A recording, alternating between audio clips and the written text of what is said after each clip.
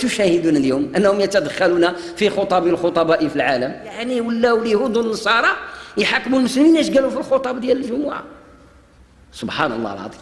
رب الكون الذي تكلم بالقرآن جل وعلا تكلم بما هو عليم به أنه واقع، لأن الماضي والمستقبل عند الله عز وجل سيان، لأنه تعالى لا يحكمه الزمان بل هو يحكم الزمان، لأنه هو الذي تعالى خلق الزمان.